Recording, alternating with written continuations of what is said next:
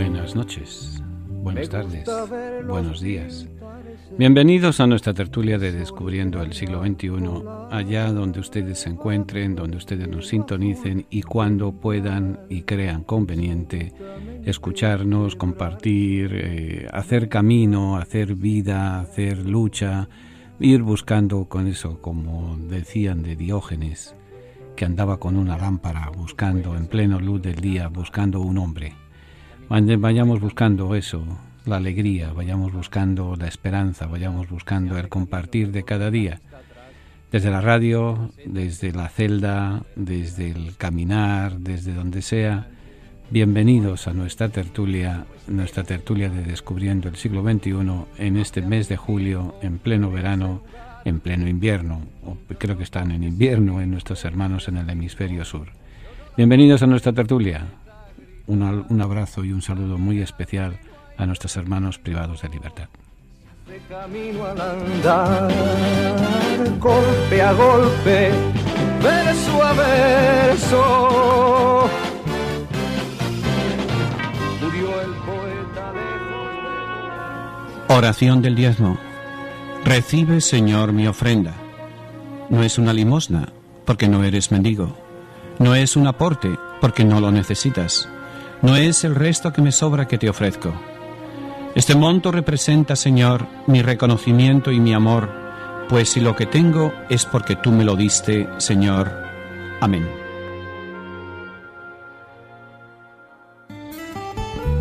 Tiene ya su Biblia, la colección de libros que han marcado la historia de la humanidad en los últimos 25 siglos. Si aún no posee una Biblia, nosotros podemos ofrecérsela a un precio módico, tanto en inglés como en español, o incluso bilingüe.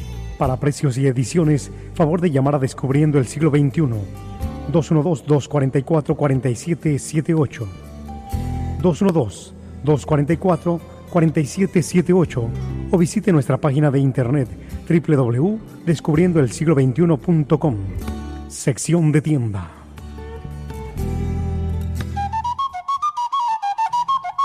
Continuamos nuestra tertulia de Descubriendo el siglo XXI. Y antes de que se me olvide, porque ya uno se le olvidan las cosas de vez en cuando, para los castizos en España, 7 de julio San Fermín. Cuando éramos niños cantábamos 1 de enero, 2 de febrero, 3 de marzo, 4 de abril, 5 de mayo, 6 de junio, 7 de julio San Fermín.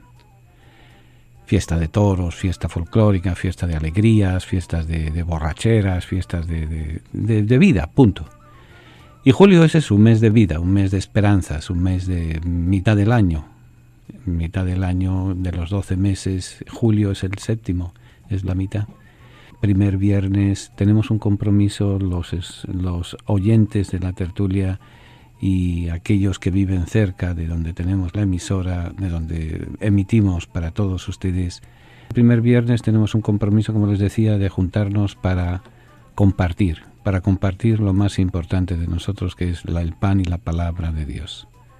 El primer viernes hemos tenido como asignatura pendiente reunirnos para orar juntos, pero sobre todo para compartir alegrías y esperanzas, penas y tristezas, porque nada humano nos debe de ser ajeno. Y en esas penas y tristezas, buscando alegrías y esperanzas, tenemos siempre una intención muy especial. Y esa intención es pedir, rogar, escuchar, no solamente a nuestros hermanos privados de libertad, sino sobre todo que tienen nombre. Tienen, hemos leído aquí varias cartas de algunos de ellos, tienen nombre. Pero de los que no tienen nombre es de los que probablemente más sufren. Los padres, los hermanos, los esposos, las esposas, los hijos, los familiares, los amigos íntimos, que no están presos oficialmente, pero viven la penura y la tristeza del preso. Por eso, sin más rodeos, vamos a juntarnos para orar juntos, valga la redundancia, por nuestros hermanos presos, por sus familiares, por todos aquellos que de una forma u otra nos encontramos presos de nuestros odios, de nuestras envidias, de nuestras cosas mal hechas, de nuestras depresiones. Para que el Señor nos ayude, nos sane, nos ayude a vivir y a luchar cada día. Eso en primer lugar. Para mañana, viernes, el encuentro en la Eucaristía. Y vamos a tener un seminario, el último de este mes, porque ya los próximos 2 sábados vamos a hablar sobre la figura de María, una tal María, la María de la historia, la María que compartimos cada día, que vamos buscando, que vamos conociendo. De hecho, hoy vamos a conversar después el verdadero rostro de María, sobre la Anunciación, los misterios, pero si se lo cuento ahora no se lo cuento después. Viernes, día de primer viernes, oramos juntos en la Eucaristía por nuestros hermanos privados de libertad y sus familias. Sábado nos juntamos para compartir y para conocer la María de Nazaret, la María de la historia, la María de Galilea, la María de Nazaret, que nos dice en qué medio vivió, cómo sufrió, cómo entendió, cómo luchó, cómo es ejemplo para cada uno de nosotros. Así que eso para empezar. De lo demás, continuamos.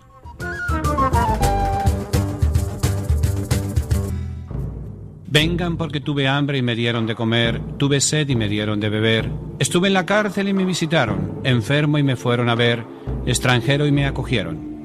Hoy en día damos de comer, beber, acogemos y visitamos cuando nos acercamos a nuestros hermanos presos, enfermos o emigrantes. A través de la radio lo hacemos posible. Ayúdanos a ayudar. Envíenos su donativo a Descubriendo el Siglo XXI.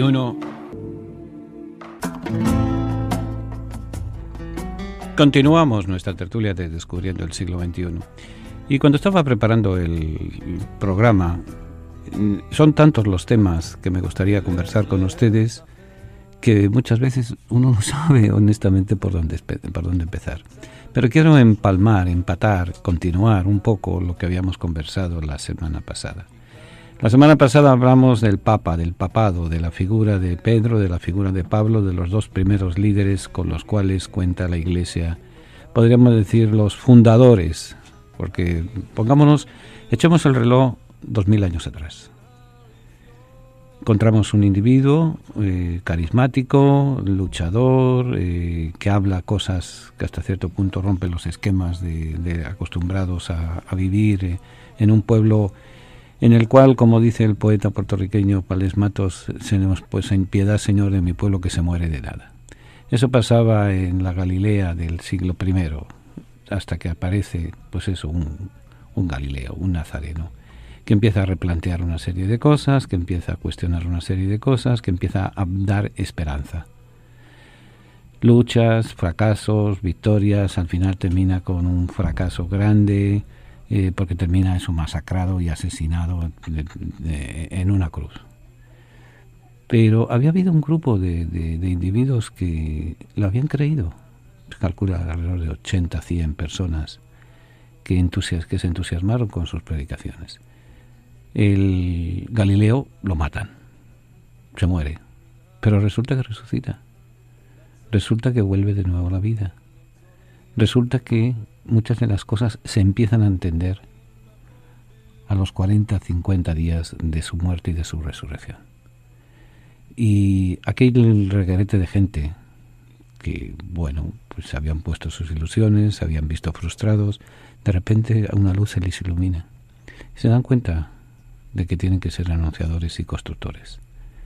Anunciadores y constructores y fijémonos cómo el Señor sabe escoger de formas extrañas.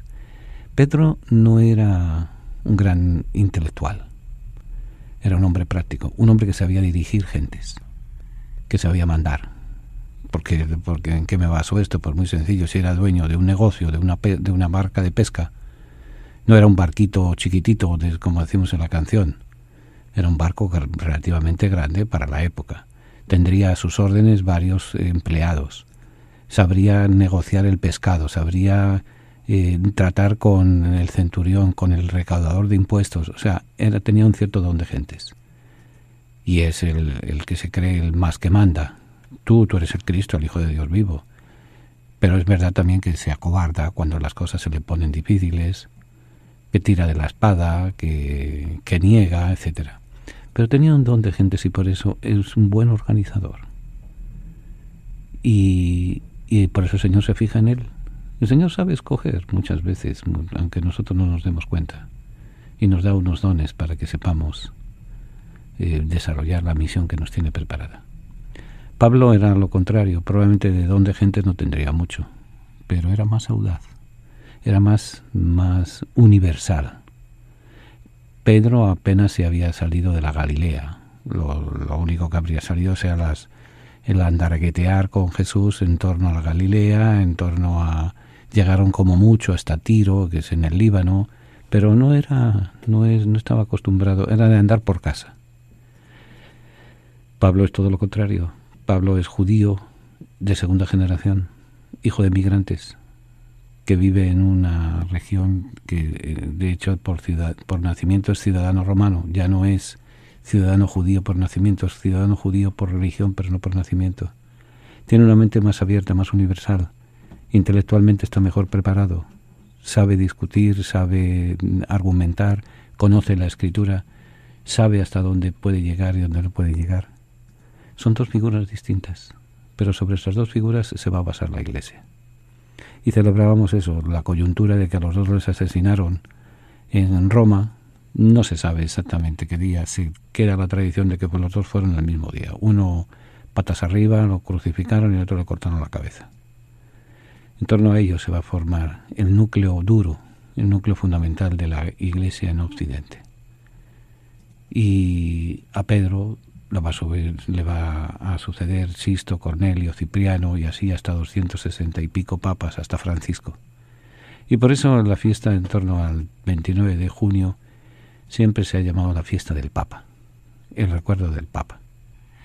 Y el Papa que tenemos, que es un tipo también pues controversial, que está haciendo cosas, pues un poco cuando Francisco hace las cosas y nos deja sorprendidos. Yo me acuerdo del cuento ese que hemos contado otras veces, del rey que andaba desnudo, que todo el mundo disimulaba, decía que las cosas estaban bien y él hasta llegó a decir, miren, no están las cosas bien, y eso es lo que ha dicho Francisco, las cosas no están bien. La Iglesia no puede ser autorreferencial, como el de la famosa frase, que ¿eso qué quiere decir? Es autorreferencial, que la Iglesia se fija, como decimos vulgarmente, se pasa la vida mirándose el ombligo. No. Y Francisco nos ha abierto las puertas y nos ha abierto los ojos y ha sido la figura indicada por Dios para que nos despertemos ante el tercer milenio del cristianismo. El tercer milenio le presenta a la humanidad y le presenta a la Iglesia una serie de retos importantes. ¿Nos salvaremos o pereceremos con ella? Nos recordaba el concilio a los jóvenes en uno de sus mensajes. Y Francisco está por la labor de ser el nuevo Moisés.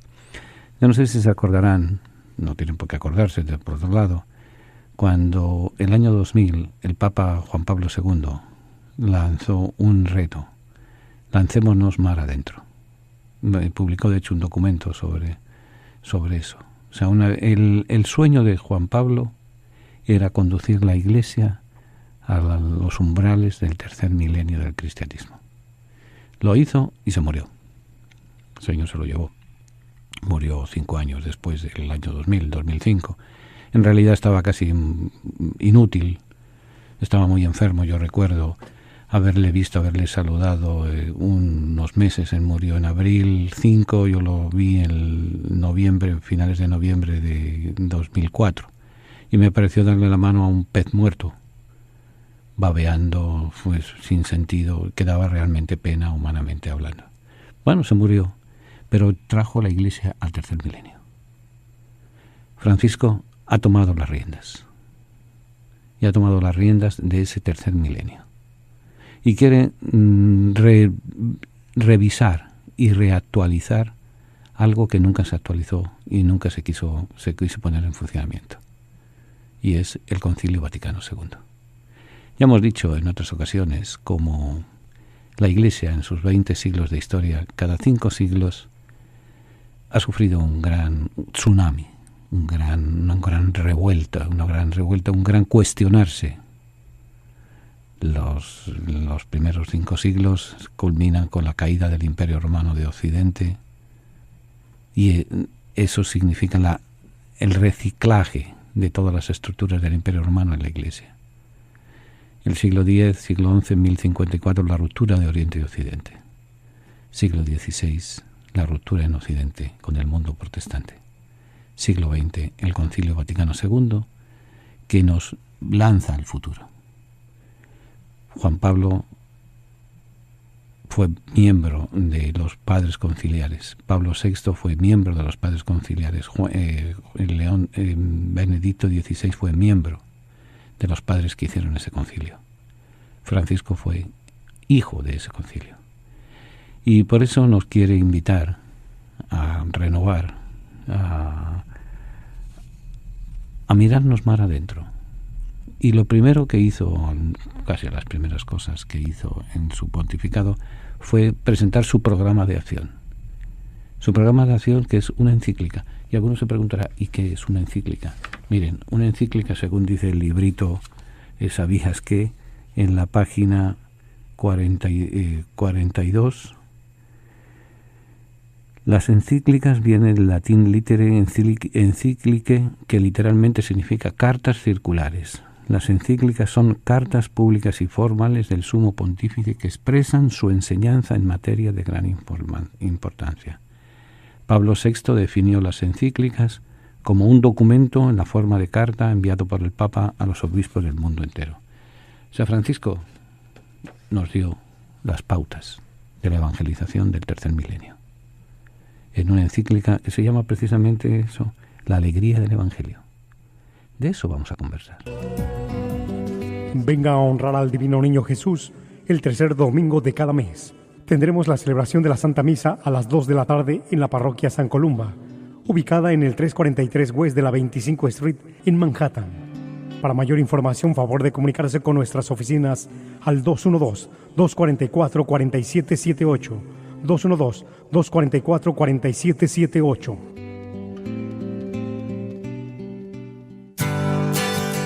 La palabra tertulia significa encuentro de amigos que conversan sobre las cosas de la vida, alegrías, penas, esperanzas, tristezas, de todo aquello que nos hace más humanos, porque nada humano le es ajeno al creyente. La tertulia del siglo XXI es eso, un encuentro que llevamos a cabo desde la ciudad de Nueva York, la capital del mundo. Queremos que cada persona que nos escuche se siente en familia, en grupo, en amistad. Conéctate con nosotros. Para mayor información, favor de comunicarse con las oficinas de Descubriendo el Siglo XXI, apartado de correos 1170 Nueva York 118, o a nuestro teléfono 212-244-4778. Estamos para servirles y para ayudarles. Y desde la tertulia vamos a seguir compartiendo alegrías y esperanzas, penas y tristezas, porque nada humano nos es ajeno.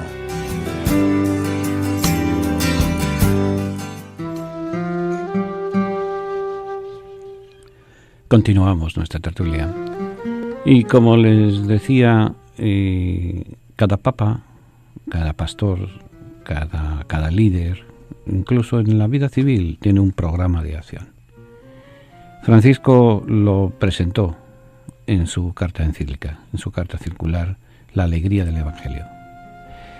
Es una exhortación apostólica que comienza con una introducción en la que aborda los problemas y riesgos del mundo actual, donde triunfa no ya ideologías políticas, sino el consumismo y el individualismo, los cuales aíslan las conciencias y no dejan espacio para los demás, convirtiéndonos la vida entonces en una lucha de injusticia y desigualdad. Identifica los problemas, pero también establece las claves para arraigar y desarrollar el bien, porque si solamente presentara los problemas, se convertiría en lo que Juan 23 decía, en profeta de calamidades. Y ya tenemos bastantes profetas de calamidades para que nos estén diciendo lo mal que está el mundo.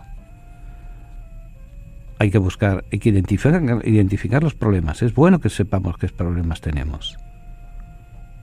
Recuerdo un cartelito que me regaló mi hermana hace muchos años y que siempre lo tengo en mi biblioteca.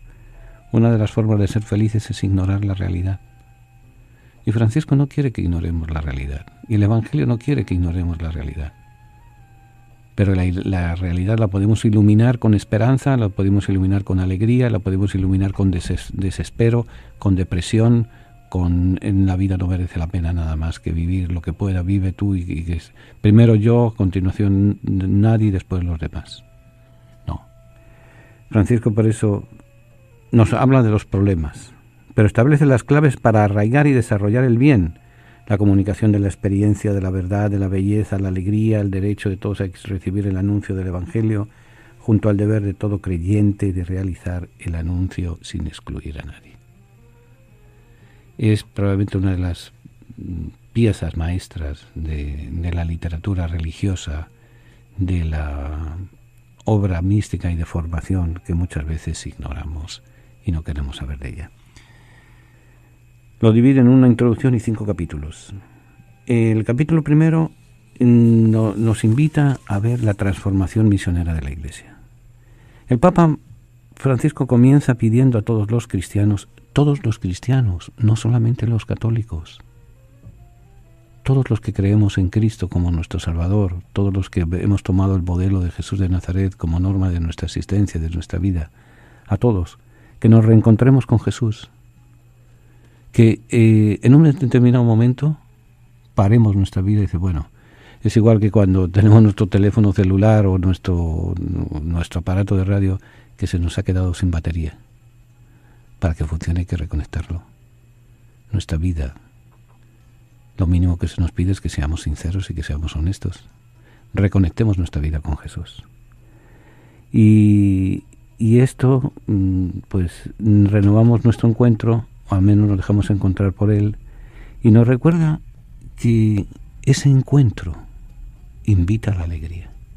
El Evangelio invita continuamente a la alegría. El vivir el Evangelio es una invitación a vivir la alegría.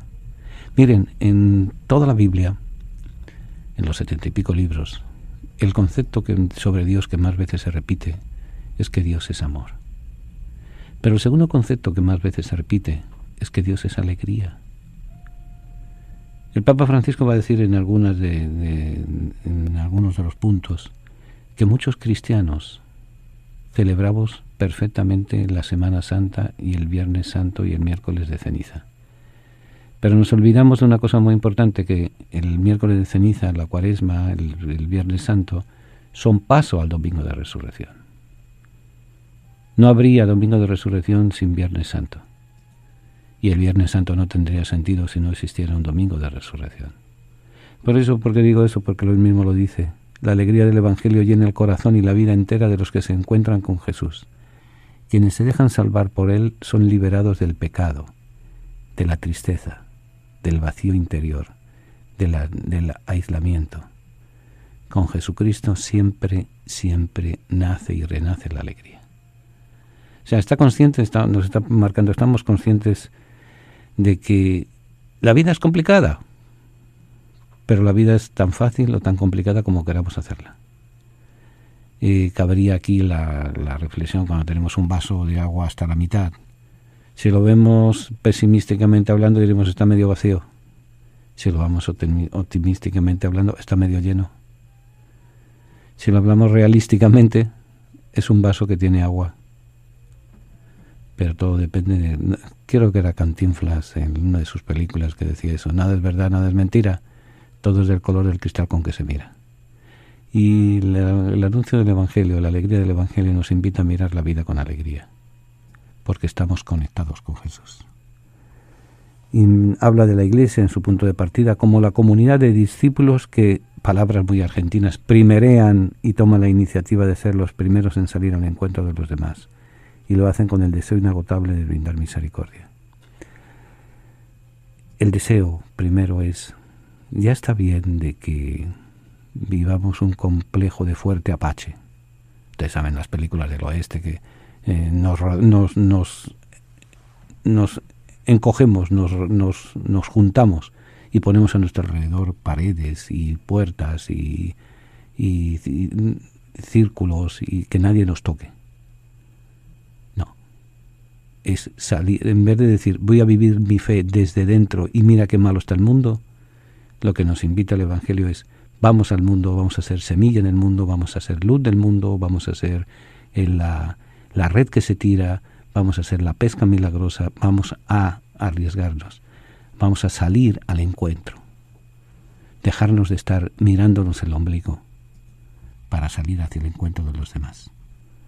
Eso es el reto que como creyentes cristianos, católicos, protestantes,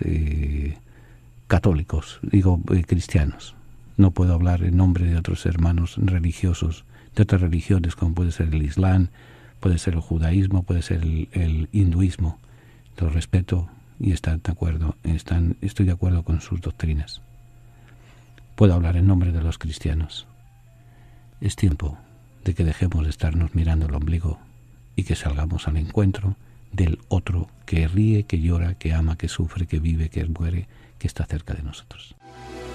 Siempre tenemos necesidad de contemplar el misterio de la misericordia. Es fuente de alegría, de serenidad y de paz. Es condición para nuestra salvación. Misericordia es la palabra que revela el misterio de la Santísima Trinidad. Misericordia es el acto último y supremo con el cual Dios viene a nuestro encuentro. Misericordia es la ley fundamental que habita en el corazón de cada persona cuando mira con ojos sinceros al hermano que encuentra en el camino de la vida. Misericordia es la vida que une a Dios y el hombre porque abre el corazón a la esperanza de ser amados para siempre, no obstante el límite de nuestro pecado. Con estas palabras el Papa Francisco convoca a toda la Iglesia con la misericordia del Padre. Viviremos y sentiremos en la Iglesia el amor del Padre, la fraternidad del Hijo, la santidad del Espíritu Santo. Únete a la familia de Descubriendo el Siglo XXI para celebrar la gracia del Señor. Para mayor información, favor de comunicarse con las oficinas de Descubriendo el Siglo XXI, al apartado de correos 1170 Nueva York 118 o a nuestro teléfono 212-244-4778. Estamos para servirles y para ayudarles.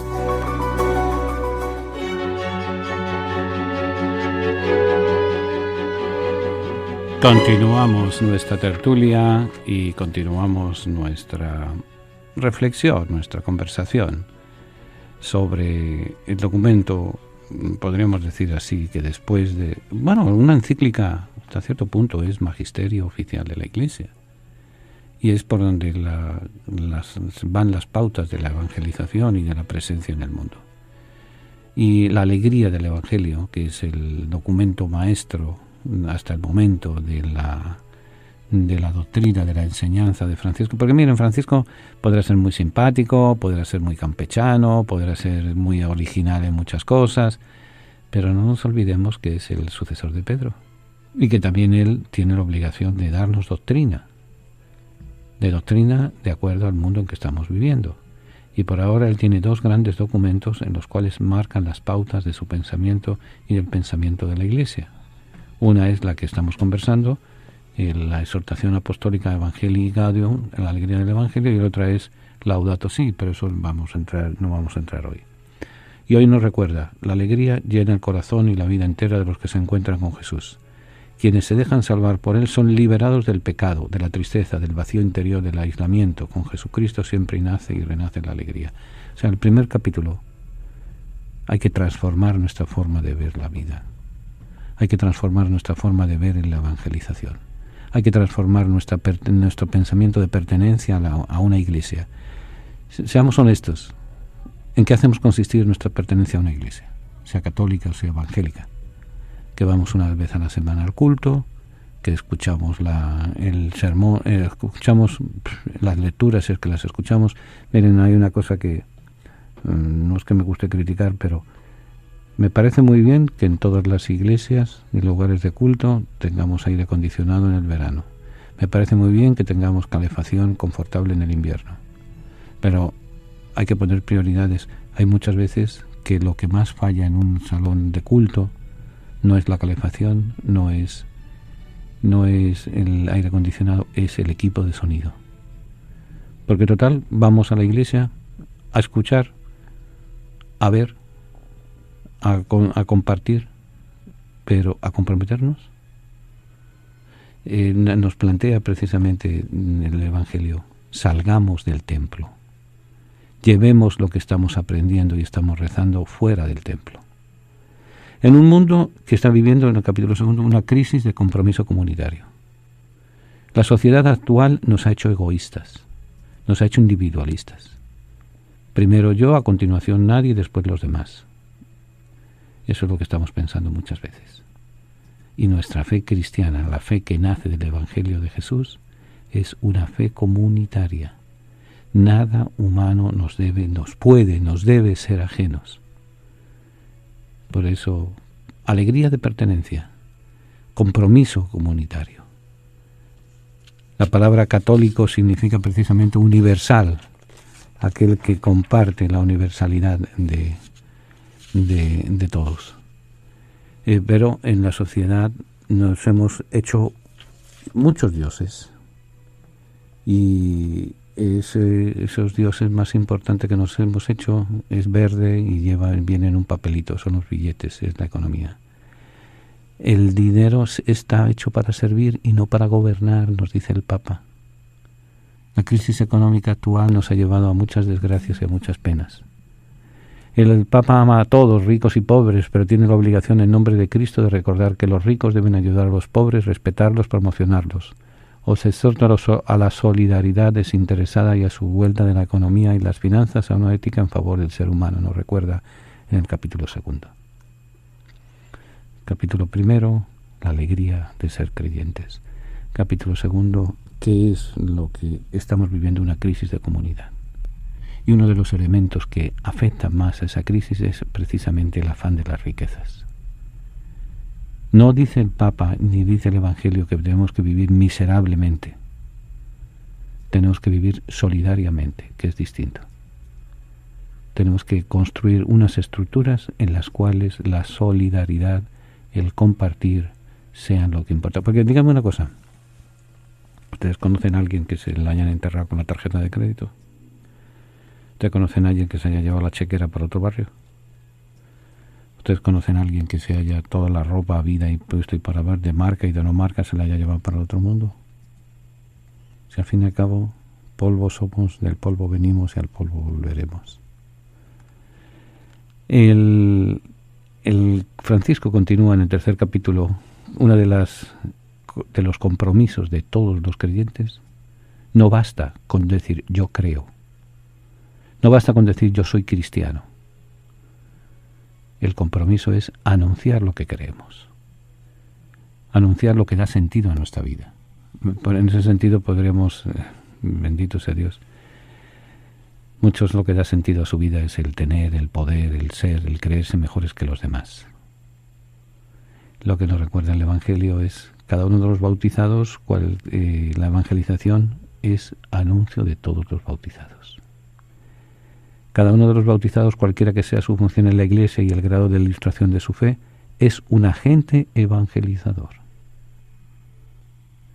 Todos tenemos el compromiso. Una cosa es el compromiso que tiene el Papa, otra cosa el compromiso que tiene el obispo, otra cosa el compromiso...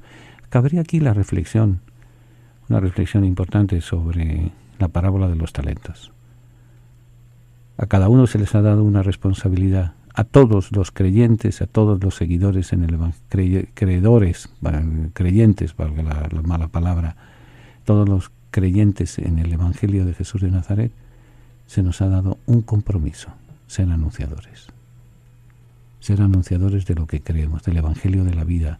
Lo que pasa que muchas veces somos anunciadores del Evangelio de la mentira, del Evangelio de la dejadez, del Evangelio del dinero, del poder, del creernos, no del Evangelio que nos recuerda que vamos a ser felices si tenemos un corazón limpio, que vamos a ser felices si trabajamos por la justicia, que vamos a ser felices si somos luz y sal para los demás. Por eso el anuncio del Evangelio es un compromiso de todos. No es indispensable imponer una determinada forma cultural, no. Por eso fíjense que el valor del Evangelio podríamos verlo en el capítulo 5 de San Mateo, cuando nos habla, somos sal, somos luz, somos semilla, que no se ve, la semilla no se ve, la sal. Todos sabemos cuando comemos y la comida tiene demasiado sal, que no hay quien se la trague, o cuando está demasiado sosa, que tampoco hay quien se la trague, a no ser que esté un enfermo, le queda uno más remedio. Sabemos el punto justo. Pero identifiquemos, y les he puesto, identifiquen un grano de sal en la comida. No, pero le da vida. Por eso, en la comida de la vida, seamos testigos del Evangelio. Seamos testigos con alegría. seamos testigos. ¿Y qué forma tenemos de evangelizar? Pues el Papa cita varias cosas, entre ellos la fuerza evangelizadora de la piedad popular, y la evangelización informada de persona a persona. O sea, no decir, es que en mi parroquia no hay tal cosa, es que en mi parroquia hay tal cosa, no. Es un compromiso de todos. Es un compromiso de todos de anunciar el Evangelio.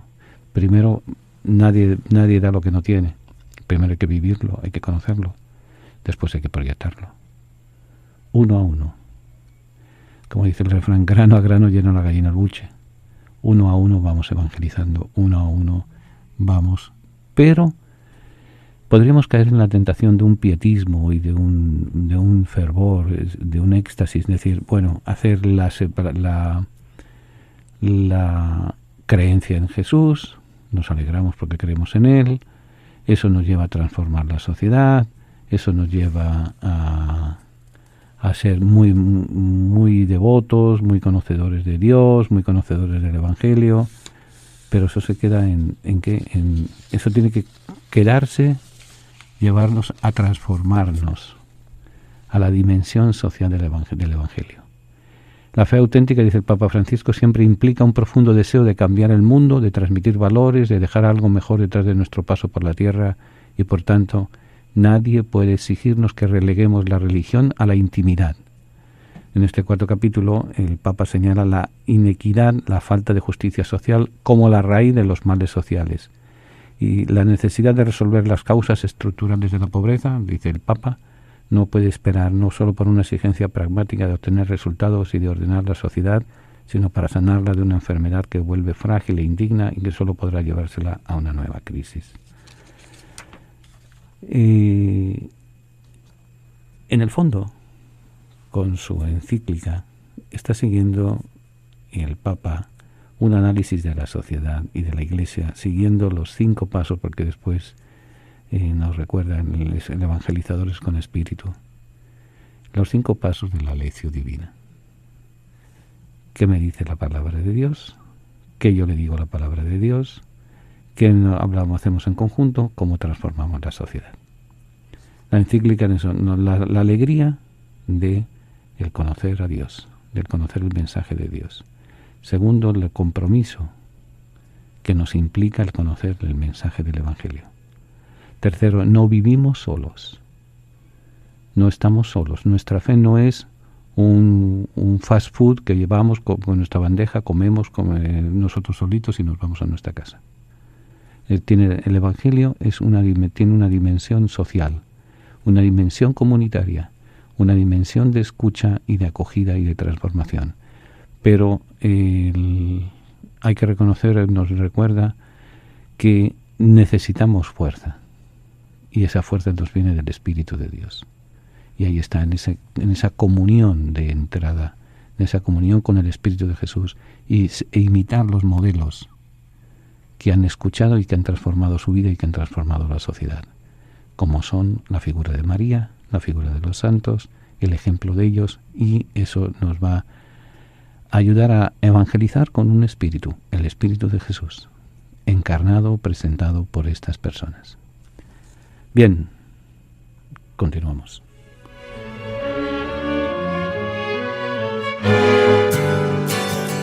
La palabra tertulia significa encuentro de amigos que conversan sobre las cosas de la vida, alegrías, penas, esperanzas, tristezas, de todo aquello que nos hace más humanos, porque nada humano le es ajeno al creyente. La tertulia del siglo XXI es eso, un encuentro que llevamos a cabo desde la ciudad de Nueva York, la capital del mundo. Queremos que cada persona que nos escuche se siente en familia, en grupo, en amistad. Conéctate con nosotros. Para mayor información, favor de comunicarse con las oficinas de Descubriendo el Siglo XXI, apartado de correos 1170 Nueva York 118, o a nuestro teléfono 212-244-4778. Estamos para servirles y para ayudarles. Y desde la tertulia vamos a seguir compartiendo alegrías y esperanzas, penas y tristezas, porque nada humano nos es ajeno.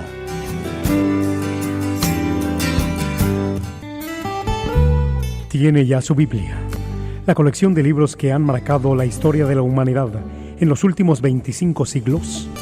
Si aún no posee una Biblia, nosotros podemos ofrecérsela a un precio módico, tanto en inglés como en español, o incluso bilingüe. Para precios y ediciones, favor de llamar a Descubriendo el Siglo XXI, 212-244-4778, 212-244-4778, o visite nuestra página de internet www.descubriendoelsiglo21.com, sección de tienda. Vengan porque tuve hambre y me dieron de comer, tuve sed y me dieron de beber, estuve en la cárcel y me visitaron, enfermo y me fueron a ver, extranjero y me acogieron. Hoy en día damos de comer, beber, acogemos y visitamos cuando nos acercamos a nuestros hermanos presos, enfermos o emigrantes. A través de la radio lo hacemos posible. Ayúdanos a ayudar. Envíenos su donativo a Descubriendo el Siglo XXI, P.O. Box 1170, New York, New York 118. Repito, Descubriendo el Siglo XXI, P.O. Box 1170, New York, New York 118.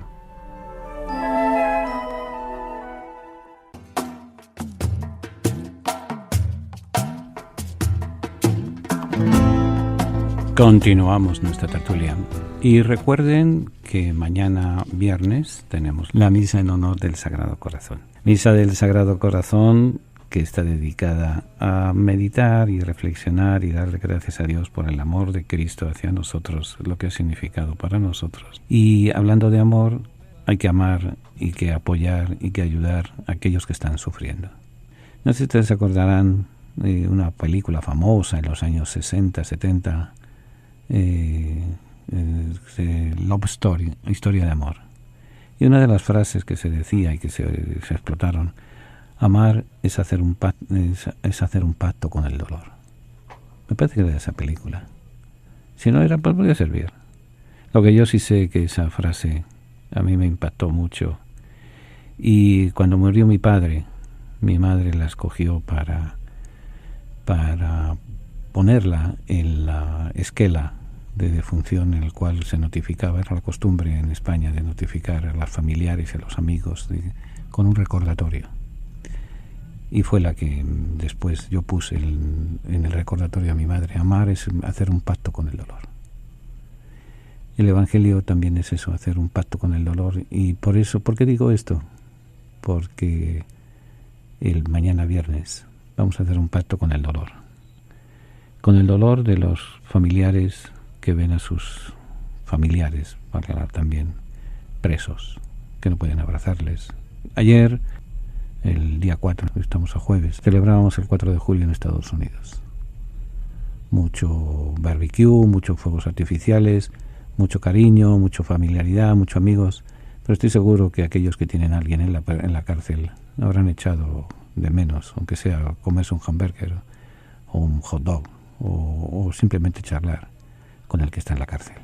Y los que están en la cárcel pues también habrán echado de menos el saludar, el compartir, el alegrar. No vamos a entrar aquí quién tiene razón, quién no tiene razón. Vamos a entrar aquí en que todos tenemos derecho a amar y a que se nos ame. Y mañana queremos eso, que el Señor que nos ama a nosotros, recordemos a los que están sufriendo porque tienen lejos y tienen apartados a los familiares con los cuales no pueden amarles, no pueden acercarse a ellos. El sábado pues tendremos dedicado a la figura de María, la mujer creyente, la mujer audaz, la mujer exigente, que por cuestionarle le cuestiona a Dios. Ya veremos después por qué digo eso.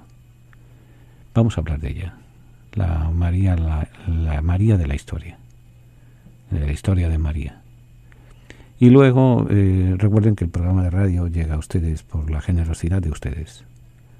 Ustedes con su donativo, con su compra de Biblias, con su participación en la rifa, que de hecho ya faltan pues este mes de julio y el mes de agosto. Y recurro a su generosidad y a su entrega. Hasta ahora, miren, llevamos desde los 16, casi 17 años. Ahora en septiembre se cumplen los 17 años de nuestro programa La Tertulia. Gracias a ustedes. No hemos hecho dinero, pero no nos hemos hecho ricos, gracias a Dios. pero ustedes nos han ayudado a llevar alegrías y esperanzas, penas y tristezas. Por eso ahora síganos ayudando. No lo olviden, mañana misa de primer viernes. Amar es hacer un pacto con el dolor. El sábado y todos los días recen por nosotros. Así que en sus manos está.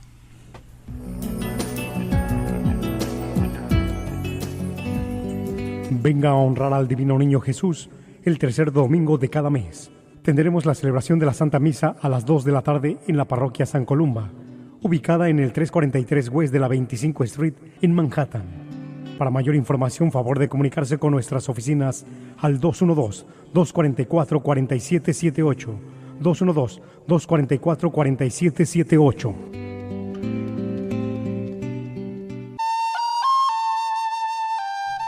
Continuamos nuestra tertulia y recuerden la encíclica, la alegría del Evangelio. Francisco quiere hablarnos de alegría. Ya va siendo hora de que cambiemos esa tristeza. Creo que era San Francisco de Sales o San Juan Bosco, uno de los dos solía decir. Está entre San Francisco de Sales, San Juan Bosco y San Felipe Neri. Uno de ellos dijo aquello de que un santo triste es un triste santo. El Evangelio nos lleva a la alegría. Por eso él nos ha presentado la transformación misionera. Tenemos que cambiar nuestra visión de la Iglesia, tenemos que ser misioneros. Es en el capítulo primero. El capítulo segundo, esa tristeza nos lleva a vivir egoístamente. Por eso el compromiso comunitario es importante para los creyentes. El tercer apartado de la encíclica nos habla el anuncio del Evangelio. Anunciar el Evangelio es responsabilidad de usted y mía, del Papa al último creyente. A cada uno Dios nos ha dado unos talentos, unas cualidades, y una de las cosas que tenemos que hacer es anunciar el Evangelio. ¿Cómo? El cómo es otra historia. Pero el compromiso es que debemos de anunciarlo. Ese anuncio del Evangelio nos lleva a recordar la dimensión social de la evangelización. O sea, no podemos vivir aislados. Tenemos que transformar la sociedad. Tenemos que transformar el mundo y llevarlo a un mundo de alegría, un mundo de respeto, un mundo de justicia social. ¿Cómo es posible, por ejemplo, por citar un simple caso, cómo es posible que sociedades en las cuales el 40% de la comida se tira a la basura, sin embargo no queremos aceptar a los refugiados que tienen que huir de sus países por unas guerras que están basadas fundamentalmente en provecho económico? La dimensión social del Evangelio es la dimensión que muchas veces hemos querido adormecer y nos han robado la idea. Cuando uno lee los postulados de ciertos partidos políticos y de ciertas asociaciones políticas, en el fondo están calcadas del compromiso evangelizador, del compromiso de la justicia del Evangelio y de la Sagrada Escritura. Pero los tachamos de ideologías ateas. ¿Pero por qué? Porque nos hemos olvidado los cristianos de ser constructores de la sociedad en la cual vivimos. Nos hemos olvidado de que nuestra obligación es transformar las estructuras del mundo que estamos viviendo, transformar la vida, la sociedad, el pueblito, la alcaldía, la gobernación, lo que sea. Tenemos obligación de transformar el mundo en el que vivimos, si así nos llamamos seguidores del Evangelio. Y finalmente, evangelizar con espíritu, evangelizar con el Espíritu de Jesús. El Espíritu de Jesús que nos lleva a reconocer a Dios como Padre, el Espíritu de Jesús que nos lleva a conocer a María como la Madre de Jesús, el Espíritu de Jesús que nos lleva a vivir una vida de dimensión espiritual. Y ese es el resumen. Obviamente ahora tendría lo que habría que hacer es leerse la encíclica, pero leerla y comentarla y buscar y hacer guías de cada uno de esos puntos. El consumismo del mundo nos lleva al aislamiento, nos lleva a una serie de situaciones realmente difíciles que no es el momento ahora para ponernos a discutirlas y demás. Pero que se quede como cosa clara. Francisco ya dio su programa, ahora nos toca a nosotros cumplirlo. Su encíclica, una encíclica, es para eso. Y bien, vamos a pasar a otro tercio, como dicen los toreros. Ustedes saben que una de las cosas que que Francisco ha dinamitado, por así decir, ha sido la Curia Vaticana. Pero una dinamitación ha sido muy sutil y con efectos retardados, y que efectos que muchas veces no comprendemos. En estos días esto se ha visto el nombramiento de un nuevo prefecto de la Congregación de la Fe. Yo lo conozco, fue maestro mío. 6 semanas, cuando estaba haciendo la maestría, la licenciatura en teología, él daba clase de historia de los dogmas. Y pasaba un semestre en una universidad y otro semestre en la otra. Ya al final le hicieron vicerrector de la Universidad Gregoriana. La Universidad Gregoriana está en Roma, es la universidad más exclusiva de la Iglesia, donde se han formado pues grandes santos, grandes papas, grandes obispos, grandes hombres de fe. Si vamos a compararla, pues de la categoría de un Harvard, de un Oxford o Cambridge, más o menos en esas categorías. Y claro, ya llegó un momento en que lo dejaron simplemente en la Gregoriana, y iba a la universidad donde yo estudiaba, una sucursal de esta Gregoriana. Iba una vez al año, daban el curso del semestre entero, nos lo daba en 6 semanas, 8 semanas, y era, pues ya se pueden imaginar, a romper codos y a romper libros para poder estar. Y ese es un hombre sensato, un hombre moderado, el que el Papa Francisco ha puesto al frente del dicasterio de la Sagrada Congregación de la Fe. Ahora, eso nos lleva a plantearnos una pequeña curiosidad. ¿Cómo funciona el gobierno del Vaticano? ¿Qué departamentos hay en el Vaticano? ¿Quién tiene más importancia, menos importancia? ¿Cómo funciona? Vamos a hablar de eso. Descubriendo el siglo XXI, en colaboración con la parroquia de San Columba, les invita a participar en los seminarios de formación bíblica y teológica. Se llevarán a cabo 2 veces al mes, los días sábados, entre 12 del mediodía y 4 de la tarde. Para mayor información, llamar al 212-244-4778, 244-4778, o visitar nuestra página www.descubriendoelsiglo21.com, donde encontrará más información.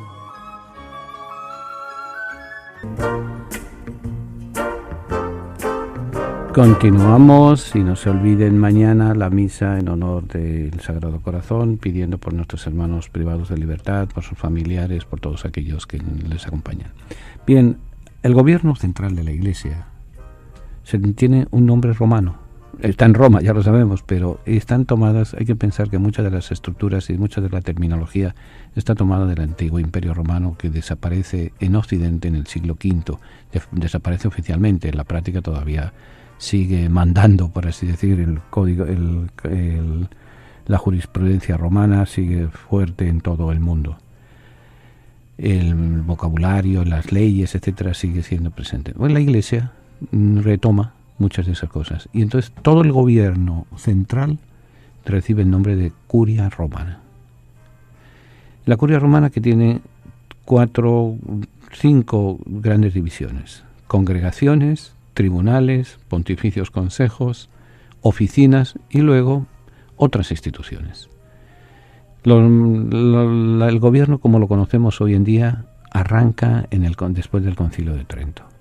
Siglo XVI va a ser un siglo decisivo, tanto para el mundo católico romano como para aquellos grupos escindidos, separados de Roma, a través de los 4 grandes figuras: Martín Lutero, Juan Calvino, Enrique VIII y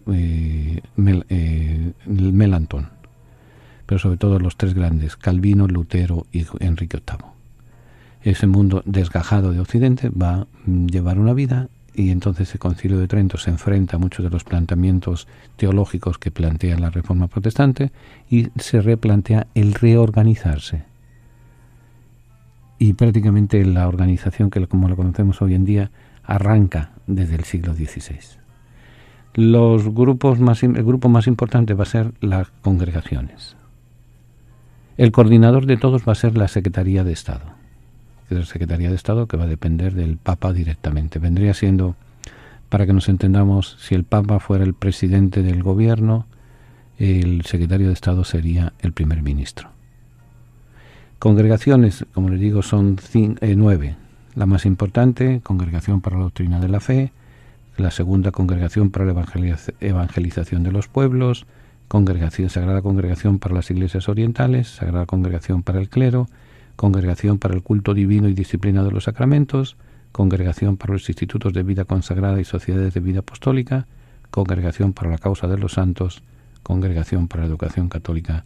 Congregación para los Obispos. Son 9 sagradas congregaciones. Al frente de ellos va a estar una persona que se llama el prefecto, como el jefe. Como ven, son terminologías del Imperio Romano. La Congregación para la Doctrina de la Fe, ¿qué tiene que ver? Era la antigua, lo que antes se llamaba el Santo Oficio o la Santa Inquisición, que tiene que ver con todos los asuntos de fe, con todos los asuntos de examinar si esto es correcto, no es correcto, qué dice el catecismo, qué dice la Biblia, qué dice cómo se van manejando los diversos problemas de la vida espiritual, sobre todo de la doctrina de la fe. Por eso se llama doctrina de la fe. En el fondo es decirnos, esto es lo que se tiene que creer, esto es lo que está mal dicho. Y es la que analiza, examina la parte intelectual del Evangelio, la parte intelectual de cómo se va presentando el Evangelio a la comunidad creyente y a la comunidad mundial.